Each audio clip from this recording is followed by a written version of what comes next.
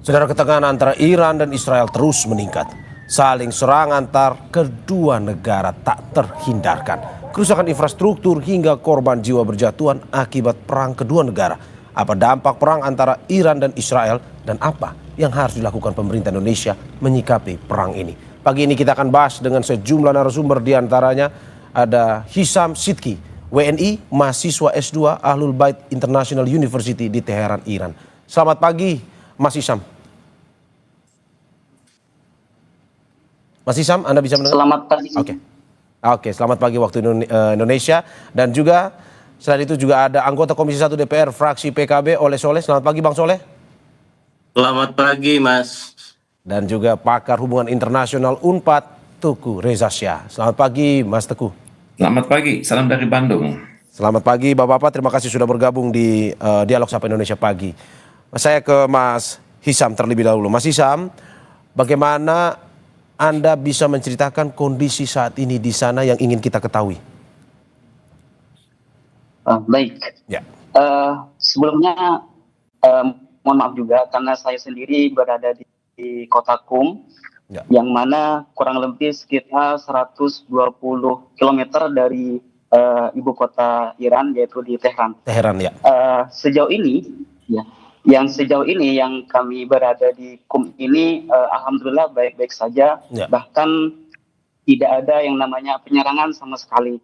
Namun kalau di Tehran sendiri masif, yaitu sering terjadi pengeboman. Namun itu terjadi di berbagai kota-kota yang ada di Tehran sendiri. Namun untuk yang ada di Qum sendiri sejauh ini belum ada apa-apa dan aman. Oke. Seperti itu. Oke, berarti Anda mau bilang bahwa serangan ini hanya terjadi di Teheran, sedangkan wilayah yang berada di luar Teheran itu relatif lebih aman, atau bagaimana sebenarnya?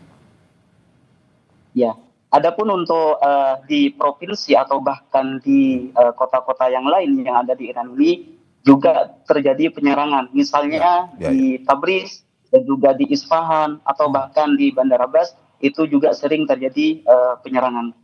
Oke, berarti ada penyerangan lain di luar Teheran, ya. Kalau kita mau tahu seberapa dampak kerusakan yang terjadi akibat dari serangan yang dilakukan ini? Baik, untuk terjadinya penyerangan ini ada beberapa, mungkin yang pernah kita ketahui juga, ada berbagai video-video yang sudah kita perhatikan bahwa ada beberapa gedung-gedung yang sudah dihancur. Dan juga ada studio salah satu TV nasional yang ada di Iran pun juga diserang. Ya. Seperti itu. Oke, Anda bilang tadi bahwa Anda berada ya cukup jauh dari Teheran. Tetapi bagaimana Anda bisa menggambarkan kegentingan itu juga dirasakan oleh warga masyarakat yang berada di luar Teheran atau berada di wilayah yang berada di luar jalur serangan itu? Apakah memang juga merasakan kegentingan yang sama atau bagaimana? Betul. Sebelumnya kami memang mempunyai atau tergabung dalam grup WNI yang ada di Iran ini, dan mana teman-teman atau WNI ini saling mengkabarkan, saling memberitahu bahwa di mana di kota tersebut atau di provinsi tersebut terjadi ledakan atau penyerangan. Nah, di situ dari kami yang ternyata yang ada di Qum misalnya, yang ada di Qum yang aman-nyaman ini pun juga aslinya sangat takut kalau seandainya tiba-tiba terjadi penyerangan. Bahkan teman-teman pun ada yang sampai kumpul dalam satu tempat yang sekiranya di situ merasa aman, saking takutnya terhadap penyerangan ini. Oke. Dari tempat Anda, tadi Anda cerita 100 km, apakah memang dari KJRI sendiri sudah ada info, mungkin tempat Anda yang lumayan berada di wilayah yang lebih relatif aman, apakah menjadi tempat kumpul ataupun juga menjadi tempat bagi ya WNI lain untuk bisa datang dan juga mungkin bisa mengungsi di tempat Anda, atau bagaimana? Ya, di kota Qum sendiri salah satu kota yang paling banyak WNI-nya, kurang lebih sekitar 200-an. Nah, dari situ pun juga teman-teman pun dari luar, misalnya dari Tehran pun ada yang datang ke Qum untuk merasakan keamanan di sana. Karena memang sejauh ini belum ada penyerangan tersebut. Oke, tapi berarti aktivitas masih berlangsung ya di kota Anda? Sekolah, Betul. berkegiatan Bahkan masyarakat? di sini, betul. Di KUM sendiri semuanya normal, semuanya melakukan aktivitas seperti biasanya, dan di jalanan itu ramai, bahkan sekolah, terus kampus juga, dan juga perkantoran tetap seperti biasanya. Oke, tapi apakah ada warning, wanti-wanti dari pemerintah agar mungkin saja masyarakat di kota Anda, warga di kota Anda juga pada akhirnya harus waspada terhadap serangan dari Israel ini? Betul. Bahkan dari salah satu Kementerian Kesehatan pun, dan juga Kementerian Pendidikan, untuk kegiatan pendidikan, kegiatan jam belajar, Ya. itu ditunda dulu sampai kurang lebih 2 mingguan untuk mengantisipasi terjadinya penyerangan. Oke. Mas Isam, tahan dulu sebentar. Saya ke Mas Teguh Reza Syah. Mas Teguh, bagaimana Anda melihat kegentingan antara Israel dan juga Iran ini? Apakah ini menurut Anda akan berlangsung lama atau dalam beberapa hari atau beberapa minggu mungkin akan selesai? Sangat sulit menjawab pertanyaan ini. Ya. Hanya bisa dijawab oleh pimpinan tertinggi dari kedua negara. Ya. Tapi setidaknya pemboman yang dilakukan oleh Israel telah membunuh banyak pemimpin militer Iran Ya. dan juga ahli nuklir Iran.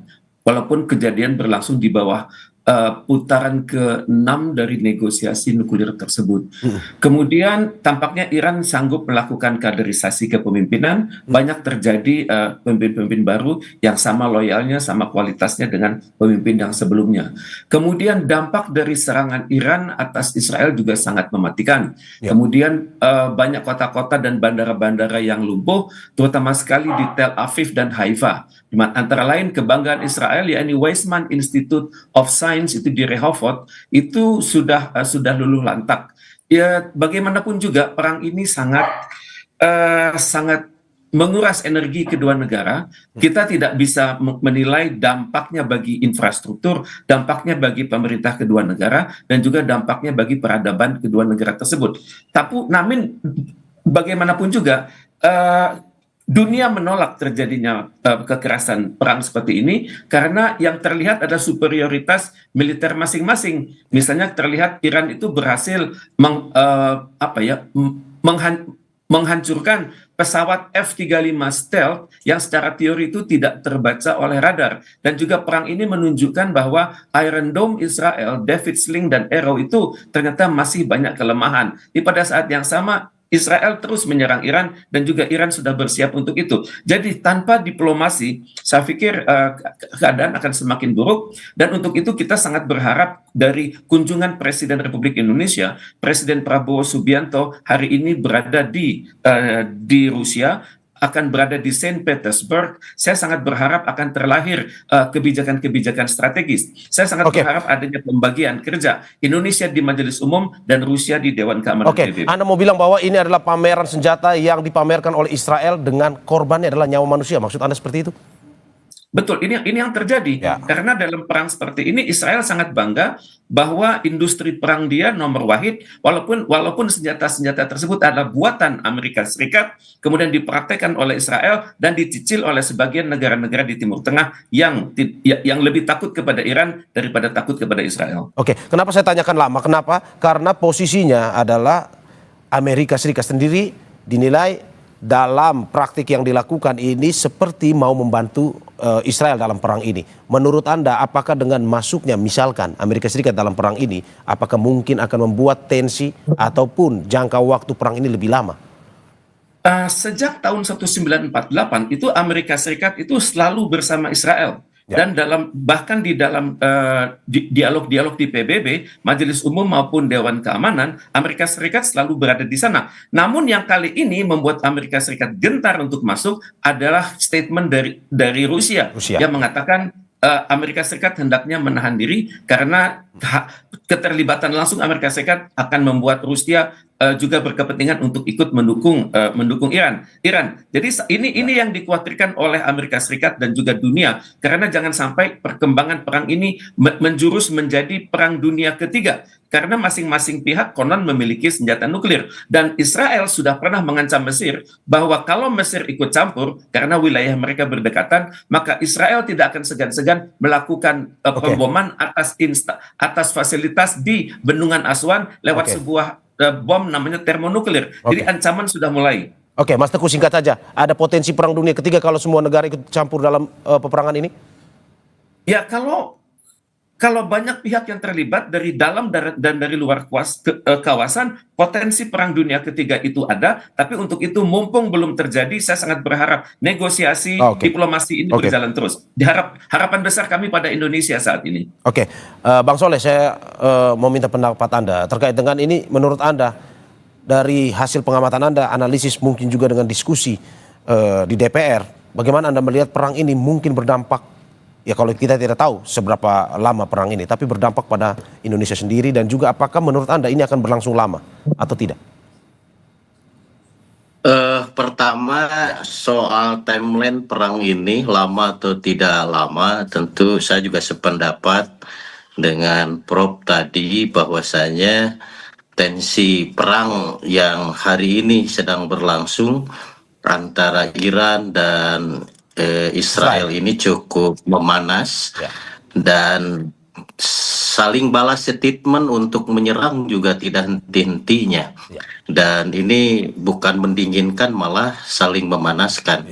Nah, oleh sebab itu tentu ini dampaknya ini terhadap seluruh dunia rasa-rasanya, dan Indonesia ini juga sangat terdampak sekali.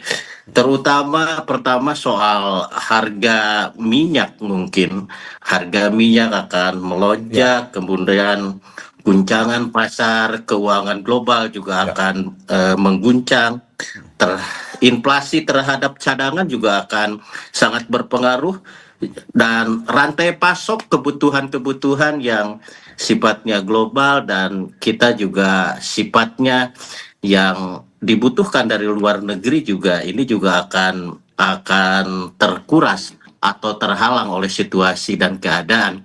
Nah, oleh sebab itu tentu ini semua elemen bangsa dan tentunya dunia, dan paling pokok adalah negara-negara Islam harus bersatu padu bersatu bagaimana diplomasi di tingkat dunia, terutama di PBB, bisa menekan daripada kedua negara, terutama menekan Israel itu sendiri, di mana Israel bayang-bayang Amerika, yang selalu di belakangnya adalah Amerika, sementara Amerika juga memasang dua kaki dalam perang ini.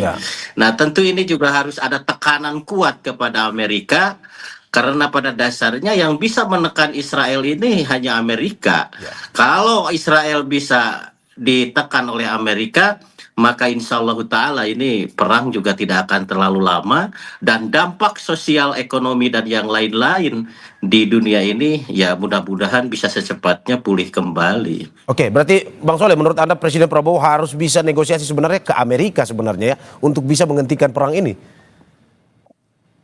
Ya, seperti itu. Karena memang Amerika dengan Israel ini kan tidak bisa dipisahkan. Kepentingan Amerika juga ada, kepentingan Israel. Israel juga sama memiliki kepentingan yang sama. Di mana dalam puluhan tahun akhir ini pendapat-pendapat Amerika ini selalu membela dan melindungi Israel. Nah, oleh sebab itu, menurut hemat kami bahwa yang bisa menghentikan tentang perang ini adalah Amerika, untuk menekan Israel supaya mau untuk bisa melakukan gencatan senjata. Oke, sebelum saya masuk ke dampak untuk negeri kita sendiri, untuk Indonesia terkait dengan perang ini, saya mau nanya ke Mas Hisam Sidki lagi. Mas Hisam, bagaimana protokol di sana terkait dengan konflik ini? Apakah sama seperti protokol bencana? Misalkan pemerintah menyiapkan sejumlah tempat pengungsian bagi warga Teheran misalkan, atau ini seperti apa situasi di sana? Ya, dari KBRI sendiri sudah menghimbau terhadap WNI yang ada di Iran, Ya. khususnya yang terdampak untuk melakukan evakuasi, Ya. di mana dievakuasi di sini berada di gedung KBRI itu sendiri. Namun KBRI pun juga memberikan wewenang terhadap WNI-nya barangkali yang tidak ingin dievakuasi atau mungkin ingin tetap di Iran misalnya, KBRI pun juga memberikan wewenang terhadap WNI tersebut. Namun dari dari KBRI sendiri sangat-sangat menghimbau untuk bergabung dalam satu tempat evakuasi. Oke, dari KBRI sendiri ada pembahasan atau mungkin juga di grup-grup chat WNI, apakah ada pembahasan terkait dengan bagaimana soal pasokan makanan, logistik untuk mereka yang mengungsi atau bagaimana? Ya, dari KBRI sendiri pun sudah menyiapkan terhadap pasokan logistik dan juga makanan-makanan yang nantinya akan diberikan kepada WNI yang akan dievakuasi. Oke, berarti sudah ada pembicaraan itu ya terkait dengan pemberian logistik dan segala macam itu ya? Ya. Oke, bagaimana WNI di sana informasinya untuk bisa mencoba mendapatkan informasi untuk bisa berlindung ke KBRI ataupun mungkin bisa mendapatkan tempat-tempat pengungsian jika mereka belum tahu misalkan. Bagaimana mendapatkan informasi itu untuk WNI di sana? Ya, dari KBRI sendiri sudah dari jauh-jauh hari itu sudah mendata.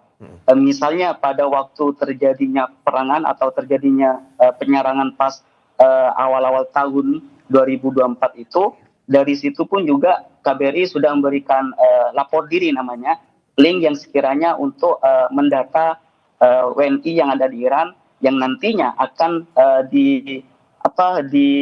dihubungin melalui link itu, dan juga dimasifkan kembali pada baru-baru ini pada penyerangan kali ini yang sekiranya teman-teman atau WNI itu sendiri tidak mengetahui bisa dari temannya yang sudah tergabung dalam grup WNI tersebut. Dari situlah teman-teman atau WNI yang tidak tahu akan mengetahuinya. Oke, saya ke Mas Teguh Reza. Mas Teguh, bagaimana tadi Bang Soleh sudah menyebutkan bahwa dampak langsung bisa dirasakan oleh Indonesia. Seperti tahun 2024, Israel-Iran pernah memanas, rupiah melemah, inflasi pun meningkat. Menurut Anda akan terjadi pada tahun ini di tengah konflik yang terjadi antara Israel dan Iran? Tapi sebelum Anda menjawab, kita saksikan jeda berikut.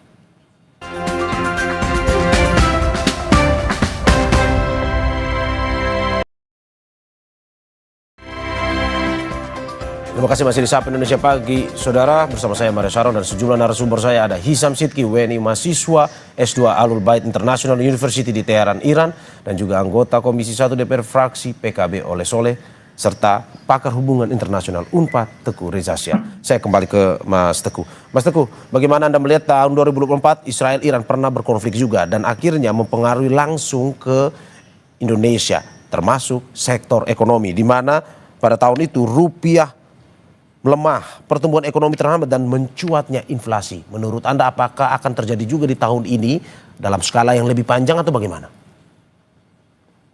Saya sangat berharap ya, dalam keadaan seperti ini kita benar-benar membuktikan kemampuan kita meningkatkan kualitas ketahanan nasional, terutama sekali ketahanan energi dan ketahanan pangan, sehingga ketegangan yang terjadi di Timur Tengah ini tidak berdampak signifikan pada Indonesia. Tentunya kita juga harus berpikir ya, dalam kondisi di mana ekonomi melemah, di mana masyarakat semakin banyak yang terpinggirkan, maka yang berlaku adalah hungry men are angry men. Jadi masyarakat akan cenderung cepat marah, dan untuk itu pemerintah hendaknya secara sangat berhati-hati dalam memonitor pergerakan hoax, pergerakan informasi yang seringkali mereka mencoba mempengaruhi masyarakat Indonesia untuk berpihak pada salah satu aktor dan kemudian menistakan aktor yang lain dan terlibat dalam berbagai aksi kekerasan. Dan untuk itu pemerintah hendaknya sangat berhati-hati, misalnya menyalurkan bantuan secara tepat guna, UMKM penting, kemudian BLT itu penting, kemudian juga informasi publik itu sangat penting. Sehingga dengan demikian kita dan masyarakat umumnya berada pada satu frekuensi, yakni mengupayakan perdamaian dunia sebagaimana diamanahkan oleh Konstitusi Indonesia.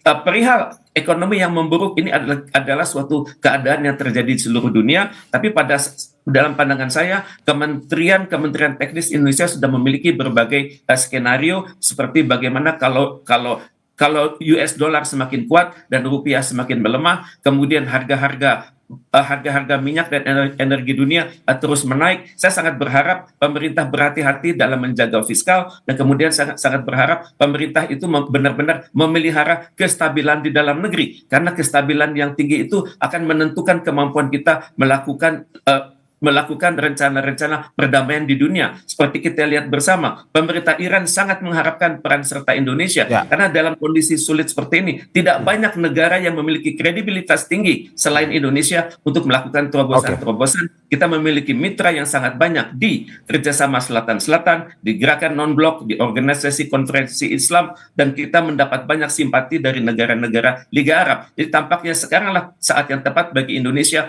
untuk benar-benar berkoordinasi dengan Perserikatan Bangsa-Bangsa untuk mengupayakan agar tercipta resolusi yang sangat menyejukkan hati ini. Saya ke Bang Soleh. Bang Soleh, pemerintah kemarin melihat bahwa akibat dari perang ini ada sektor manufaktur yang bisa terdampak. Harga minyak ditakutkan melambung tinggi. Menurut Anda, apa yang bisa dilakukan Indonesia, terutama dari sektor-sektor yang penyangga ekonomi negeri ini? Tentu Indonesia harus melakukan inovasi. Bagaimana Indonesia melalui pemerintah, Pak Presiden beserta para menteri sebagai pembantunya untuk melakukan kompromi ataupun melakukan dialog-dialog dengan negara-negara yang lain. Bagaimana ketergantungan minyak dari Timur Tengah bisa ditambal dari negara-negara lain. Begitu juga manufaktur, misalkan yang dari negara-negara Eropa, negara-negara Timur Tengah juga bisa ditambal dari negara-negara yang lain. Dan tentu ini harus secepat mungkin, dan tentu perang Timur Tengah ini menjadi alarm untuk bagaimana Indonesia bersiap diri dalam berbagai hal, baik itu dalam pertahanan, dalam penguatan energi, penguatan pangan, dan yang lain-lain. Dan tentu Pak Presiden memiliki sebuah strategi di mana tadi bahwa Indonesia dengan konsep non-bloknya ini, Indonesia akan masuk ke seluruh negara-negara di berbagai belahan dunia. Karena pada dasarnya Indonesia tidak memiliki musuh dalam hal ini. Tadi juga Prof sampaikan bahwa Indonesia sangat dekat, Indonesia juga sangat diterima oleh seluruh dunia, sehingga tidak cukup sulit ketika untuk mendapatkan sesuatu hal yang diperlukan oleh Indonesia, maka akan mudah sekali didapat. Yang paling penting adalah bagaimana Indonesia tetap bisa bertahan dalam keadaan situasi yang tidak menentu seperti ini. Ya, Bang Soleh, termasuk menurut Anda Indonesia pun juga harus mengembangkan atau memanfaatkan sumber daya dalam negeri sendiri untuk pada akhirnya tidak bergantung dari negara lain, sehingga ketika terjadi konflik atau situasi seperti ini, ya Indonesia tidak terlalu berdampak. Maksudnya seperti itu ya? Otomatis, maka energi terbarukan ini harus segera diseriuskan. Bagaimana agar energi hijau ini betul-betul menjadi sebuah program prioritas dalam rangka ketahanan energi tadi. Bahwasanya alhamdulillah di Indonesia banyak sumber energi terbarukan seperti minyak sawit yang bisa dijadikan minyak, energi, dan yang lain-lain. Nah, ini tinggal bagaimana ini roadmap ke depan. Ketahanan energi dan ketahanan pangan tentunya ini harus dimulai dari sekarang. Bagaimana Indonesia betul-betul harus siap dalam kondisi apapun menghadapi situasi global yang tidak menentu ini. Oke, saya ke Mas Teguh lagi. Mas Teguh, bagaimana Anda melihat kemarin Duta Besar Iran untuk Indonesia mengatakan bahwa butuh Indonesia untuk dalam permasalahan Iran Israel ini. Pun juga dia mengatakan menyampaikan pesan dari Presiden Iran yang mengundang Presiden Prabowo Subianto untuk datang langsung ke Iran untuk berkomunikasi, berdialog terkait dengan permasalahan ini. Menurut Anda, apakah memang ini bisa kita katakan posisi Presiden itu dan juga Indonesia ini memiliki daya tawar tinggi dalam konflik ini, dan apa yang harus dilakukan di Indonesia? Tepat sekali. Kita pertama menghargai ya itikat baik dari pemerintah Iran untuk mengundang Indonesia. Tentunya yang diundang ini adalah Indonesia sebagai suatu bangsa, Indonesia sebagai suatu pemerintahan yang sangat demokratis, dan Indonesia memiliki kredibilitas global. Tentunya mereka juga melihat ya bahwa bersama Indonesia itu ada banyak negara-negara cinta damai yang lain yang saat ini merupakan mayoritas di Majelis Umum PBB. Jadi kalau terjadi suatu resolusi Indonesia itu selalu di sana, dan pimpinan Iran itu sangat objektif. Mereka melihatnya Indonesia bukannya negara-negara manapun di dunia, karena mereka sadar akan kekuatan diplomasi Indonesia dan juga akan kuatnya pesona Indonesia untuk mengajak aktor-aktor internasional untuk bersatu. Dan untuk itu kan tentunya Presiden Prabowo ini harus mendapat dukungan publik dari masyarakatnya sendiri. Itu yang pertama. Dan yang kedua adalah pada saat nanti Presiden kita berdialog dengan Presiden Vladimir Putin, saya sangat berharap adanya pembagian kerja yang sangat tepat. Indonesia optimal di Majelis Umum PBB dan Rusia optimal di Dewan Keamanan PBB. Tapi tentunya hal ini juga harus dikonsultasikan dengan Sekjen PBB. Jangan sampai ide-ide yang sudah baik ini nanti dipertanyakan lagi oleh masyarakat dunia. Kemudian pada saat yang sama, Presiden Indonesia hendaknya melanjutkan komunikasinya dengan Presiden Donald Trump. Beberapa bulan silam kontak mereka adalah 2 menit 50 detik. Dan kami sangat berharap kontak selanjutnya akan lebih lama dan menyangkut substansi. Misalnya bagaimana caranya menekan Israel, pertama, dan kedua bagaimana caranya mengajak negara-negara Arab itu untuk lebih suportif. Selama ini banyak negara-negara di Timur Tengah yang bermain di dua kaki. Mereka lebih takut kepada Israel daripada Iran. Mas Teguh, to the point. Kepada Iran daripada kepada Israel. Mas Teguh, to the point saja. Dalam arti Indonesia tetap non-blok atau mendukung Iran sebenarnya? Tidak. Kita non-blok, tapi kita proaktif untuk perdamaian dunia, dan kita bersahabat dengan Iran dan tetap menjaga jarak dengan Israel. Bang Soleh, tanggapan Anda? Ya, kita percayalah Pak Prabowo mampu melakukan diplomasi dengan pemimpin-pemimpin dunia. Terbukti beberapa hari yang lalu Amerika juga menelepon Pak Prabowo. Artinya bahwa dunia sedang memperhitungkan Indonesia. Selain daripada itu, Indonesia juga memiliki potensi di mana negara muslimnya juga cukup banyak, terbesar daripada di dunia ini. Nah, sehingga organisasi OKI ini juga bisa dimaksimalkan. Yang paling pokok adalah Indonesia ini kan ya tadi dengan konsep bebas aktif, menjaga perdamaian, saya rasa menjaga perdamaian tanpa bermusuhan, tanpa memblok Irak maupun memblok juga Israel, tentu ini juga bagian daripada strategi yang akan dibawa oleh Pak Prabowo. Yang paling pokok adalah bagaimana perdamaian dunia ini bisa tercipta, perang bisa selesai, sehingga dunia bisa damai kembali. Berarti menurut Anda, seperti yang dikatakan oleh Mas Teguh tadi, Indonesia tetap non-blok, tetapi negosiasi terus dilakukan antara Israel dan Iran, atau bagaimana? Kalau Bang Soleh, apakah Indonesia harus dukung Iran aja ini? Saya rasa menjaga jarak dengan Israel menjadi sebuah penting, karena memang dunia juga sedang menyoroti bagaimana kejahatan Israel ini yang amat sangat luar biasa, dan kita juga tidak bisa mendukung full 100% terhadap Iran, karena kita juga terbatas dengan politik luar negeri kita, bahwa politik luar negeri kita adalah non-blok. Yang harus kita dukung tadi, bahwa bagaimana supporting kepada Pak Presiden yang hari ini sedang lawatan ke Rusia, kita harus dukung 100%. Ya. Bagaimana mereka mampu menghasilkan solusi-solusi terbaik demi perdamaian di Timur Tengah itu sendiri. Oke, saya kembali ke Mas Teguh. Mas Teguh, bagaimana Anda melihat, saya mau minta tanggapan Anda terkait dengan ini pemerintah Iran terbaru akhirnya mengumumkan rencana keluar dari perjanjian penyebaran dan pelucutan senjata nuklir atau NPT.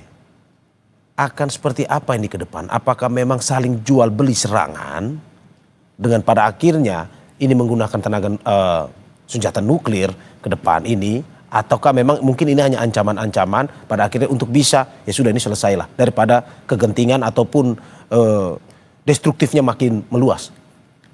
Terima kasih. Banyak pendapat soal ini di dunia ya. Ya. Pendapat satu mengatakan Iran melunak dengan Amerika Serikat untuk sama-sama setuju bahwa nuklir Iran ke depannya adalah untuk tujuan damai. Dalam hal ini untuk tujuan kesehatan, tujuan transportasi, dan tujuan pertanian dan juga tujuan energi. Tapi pada saat yang sama, kedekatan Amerika Serikat dengan Iran ini untuk soal nuklir dianggap oleh Israel itu mencederai persaudaraan yang ada antara Israel dengan Amerika Serikat dan juga Amerika Serikat dengan negara-negara Uni Eropa. Karena itu Israel langsung melakukan istilahnya itu preemptive strike atau serangan pendadakan. Maksudnya untuk mencegah Iran berkembang lebih lanjut. Dan Israel memang terbiasa main serang seperti ini. Misalnya mereka pernah menyerang instalasi di Irak tahun 82 lalu, instalasi Osirak yang sebenarnya merupakan instalasi nuklir untuk tujuan damai. Dan sekarang kalau kita berbicara soal perundingan nuklir